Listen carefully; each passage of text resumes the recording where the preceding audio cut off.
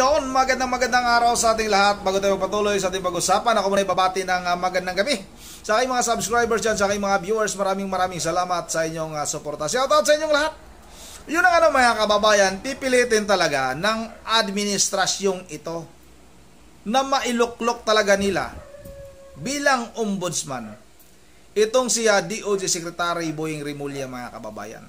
Sinabi na rin ito ni Senadora Amy Marcos kung ano ba talaga ang totoong hangarin ng administrasyong ito.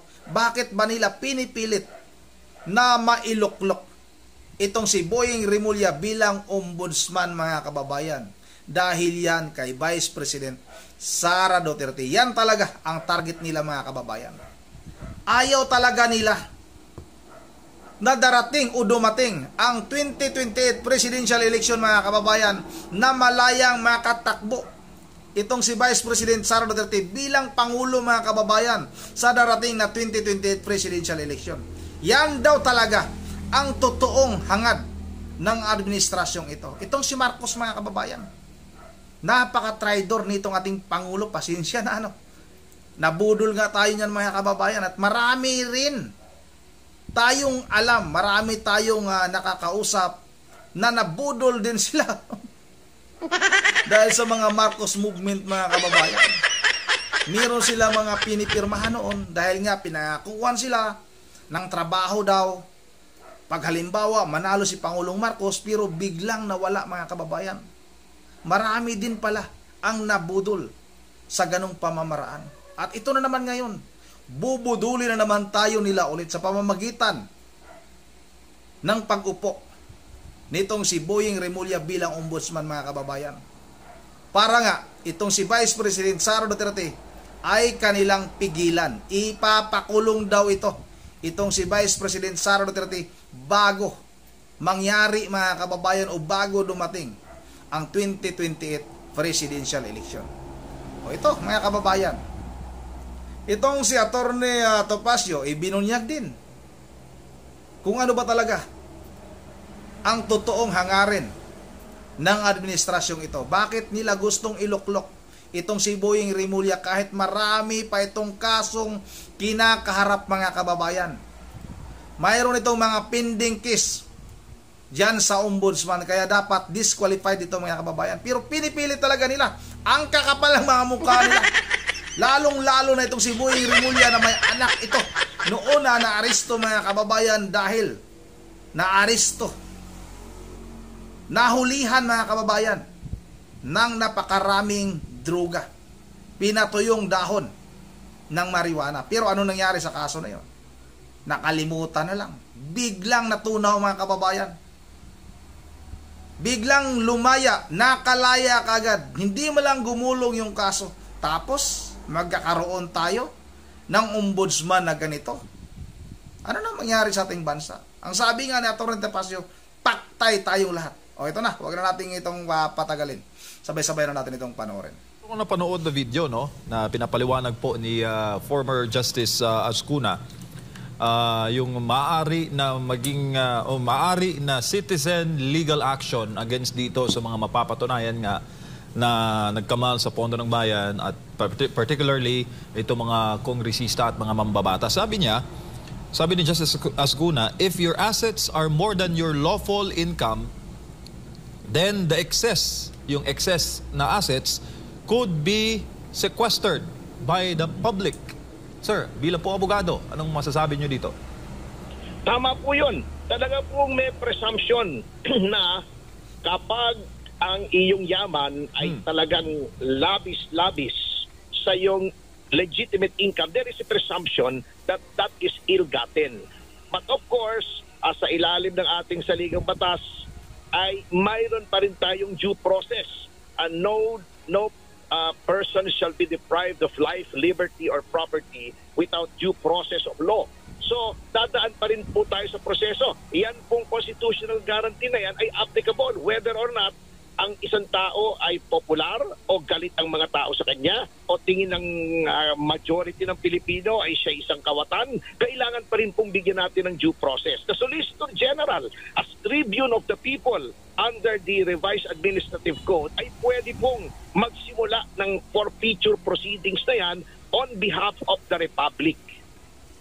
Opo, at sinabi ni former Justice Escuna na yung burden of proof must be shown, attorney, sa paghahambing, no, yung disparities sa actual o lawful income kumpara po dito sa excessive assets. Ito yung pinapaliwanag niya na baka raw magkaroon dito ng aksyon ang taong bayan, lalo pa, attorney, napababalita yung mga lavish na lifestyle, yung pagbili ng mga eroplano, yung pagbili ng mga chopper na ngayon ay nababalita at ngayon lang natin nalalaman, Attorney Ferdy. Actually po, common knowledge na po yan, open secret na po yan, marami nang nakakaalam yan. Sa mga bahay, hindi lamang dito at saka kundi sa abroad pa. Ano po, lamang ay ang problema po kasi nga, unang-una ang unang-unang ginawa kasi ni Pangulong Marcos nung siya'y naupo, inabolish, nilansag niya yung Presidential Anti-Corruption Commission. Yan dapat ang pwedeng mag-spearhead o mamuno sa kahit anong effort para makuha itong ninakaw na yaman. Kanya lang, tinanggal ni Pangulong Marcos. So wala na pong mabilisang aksyon ang pwedeng asahan ngayon, kundi dadaan po dun sa proseso. Dapat naman po may proseso. Hindi ko naman sinasabing tayo ay magkaroon ng mob rule at sumugod tayo doon sa mga bahay ni na Speaker Romualdez o ni Saldico at yun ay kunin natin. O wag naman po, ayaw naman natin ng chaos sapagkat yan po ay labag sa batas at labag din po sa Biblia na tayo ay magkagulo. Order is heaven's first law, sabi sa ating Biblia. So ayaw po natin ng gulo. Ngunit gusto rin natin ng hustisya sa tamang paraan. At ayan po, meron na nga pong mga nakikita tayong mga paghahayag ng sama ng loob, ng galit, ng puot ng ating mga mamamayan. At dyan na po sana mag-umpisa na magkaroon ng hustisya sa ating bansa. Opo, ano po ang mga activities na nakahanay po para po sa Citizens Crime Watch sa issue po ng mga korupsyon bilang bantay krimen po kayo, attorney?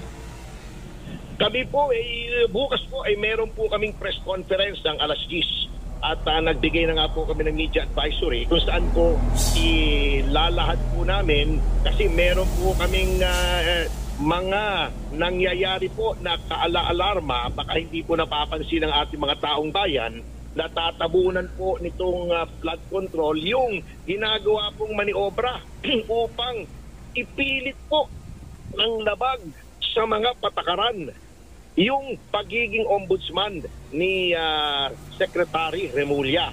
Yun pong mga kasong final, alam niyo po, meron pong circular sa ilalim ni dating ombudsman Samuel Martires na kapag ikaw ay nag-file, automatic po yun, idadakit na yun, twin docket.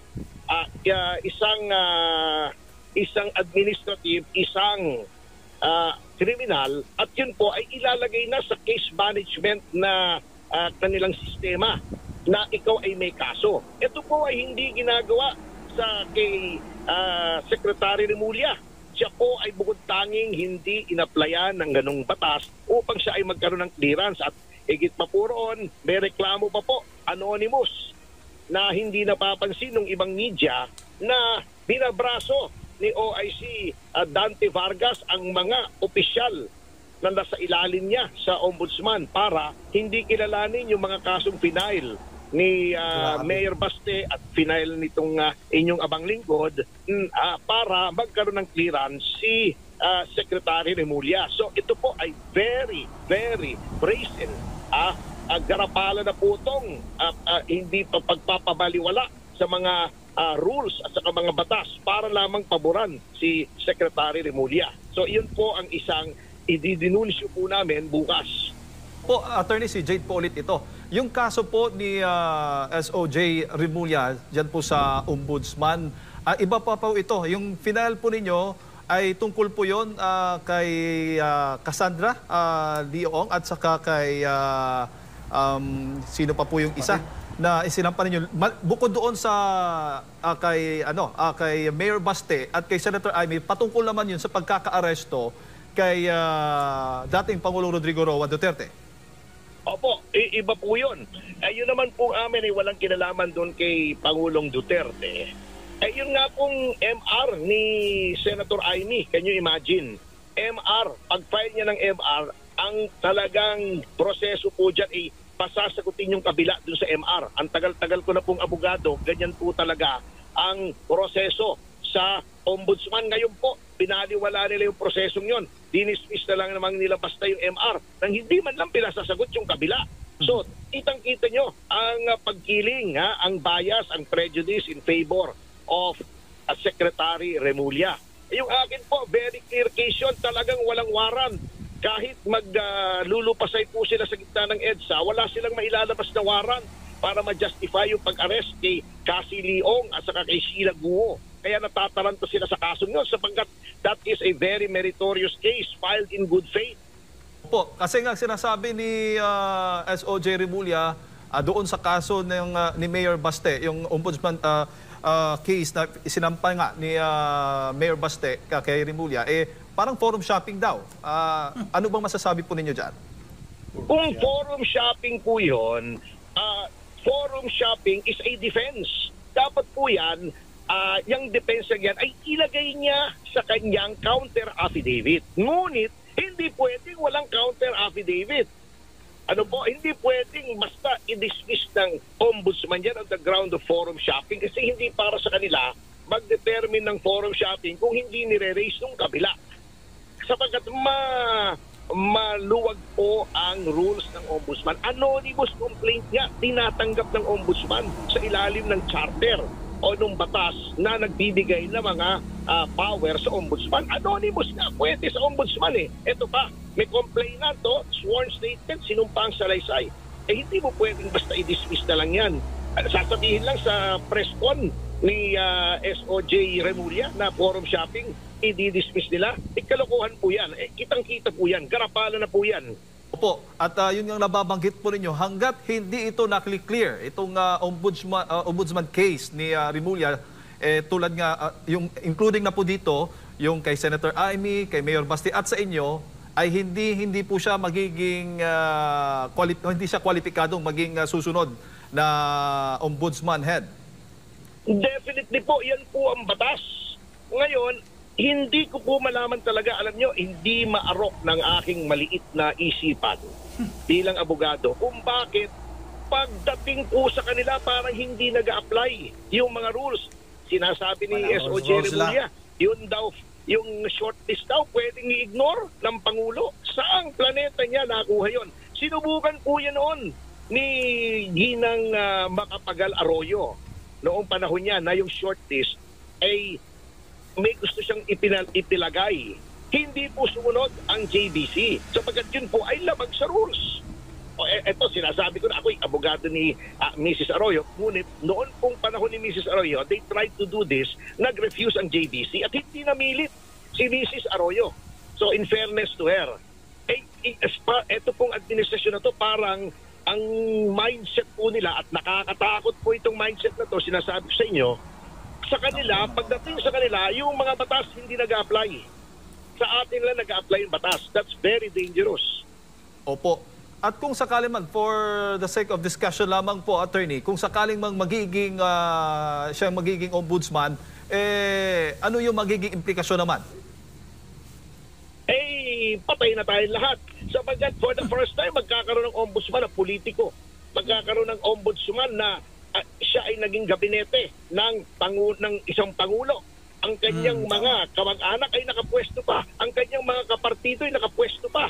Wala pong nangyari yan sa kasaysayan ng Office of the Ombudsman na politiko. Ang usually nilalagay dyan, mga retired justice, mga career officials katulad ni Desierto, maayos po yung mga nilagay dyan. Ngayon lang po, makakandaloko-loko po. Masisira yung independence ng ombudsman. How can you have an independent ombudsman kung ngayon pa lang, hindi influensyahan na ng palasyo yung acting ombudsman para i-clear yung paborito niya, yung pinapabori niyang kandidato. So wala na pong independence yan. You can forget about the ombudsman. For 7 years, kamoting kahoy na may ulalo yung ombudsman natin. Sinasabi ko po sa inyo. Po, may mga nagsasabi din na target yung mga Duterte pa rin, lalo na si Vice President Sara Duterte na may kaso din po. Exactly po. Kaya nga po, nakikita nyo naman na nakakarimarim na ha? karimari-marim na yung ginagawa nila na pagpipilit sa isang tao na hindi qualified. Hindi qualified dahil may kaso, hindi qualified dahil sa kanyang political affiliation. Isinusuka po yan bilang ombudsman, pipilitin nyo. Anong klase yan? Talagang ang target niyan ay hindi lang mga Duterte, yung mga kalaban nila sa politika. Yun ang mga kababayan, tama talaga. Target talaga nila itong mga Duterte, mga kababayan, kaya pipilitin talaga nila na itong si Boying Rimulya ang siyang upo bilang ombudsman, mga kababayan. Dahil natatakot talaga sila na itong si Vice President Sara Duterte ay tatakbo bilang Pangulo sa darating na 2028 presidential election. Yan talaga ang gusto nilang pigilan, mga kababayan. Ibinunyag na ito ni Senadora Amy Marcos na ipapakulungan nila itong si Vice President Sara Duterte. Kaya pipilitin nila na maging ombudsman yang si Negro na yan. Napakaulang hiya ng mga tao na ito. Totoo talaga, mga kababayan. Totoo itong sinabi ni Atty. Topacio na patay na tayo. Nakakatakot ito, mga kababayan, kung talagang pipilitin nila na itong si Bunjing o Boying Rimulya, mga kababayan, ang papalit bilang ombudsman. Wala na. Pati yung mga kaalyado nila, itong sila Romualdez, wala. Absuelto yung mga yan. Kaya isa din yan sa mga dahilan kaya pipilitin nila na itong si Rimulya, yung tatay na, yung ama ng adik, mga kababayan, kung maalala ninyo, yung naaresto noon na anak ni Rimulya. O, di ba? Anak niya, adik. Anak niya naaresto dahil sa nahulihan ng napakaraming droga. Tapos ngayon, ilalagay mo bilang ombudsman. Ano nangyari sa ating bansa? Tama nga, talagang katakot-takot. Patay tayong lahat yan. Yun ang dito lang muna, bago tayo magtatapos, ay mag-shoutout muna tayo. Shoutout tayo kay Ma'am Berje Verheligios ng Pulilan, Bulacan. Sa kanyang mga apo, si Coco Dion Yuri at saka si Sagi. Shoutout rin kay Mabilin Balikaw ng Ilocos Norte. Kay Mami Milda Pascua ng Bulacan. Kay Ma'am Joyce ng Japan. Kay Edie Marali, shoutout. Shoutout rin kay Ronald Pagio. Shoutout rin kay Cesar Fernandez. Shoutout kay William Verdiflor. Shoutout kay Jerry Samson Vlogs TV. Maraming salamat sa iyo, Del. Jerry Samson Vlogs TV, salamat. Shoutout na rin kay Richard Batin. Shoutout na rin kay Doms Rio Idol, shoutout. Kay shoutout na rin kay Aristas Bye Bye. Yun, nandito na lang muna. At once again, this is Rundi TV mo. Ingat na lahat. God save the Philippines.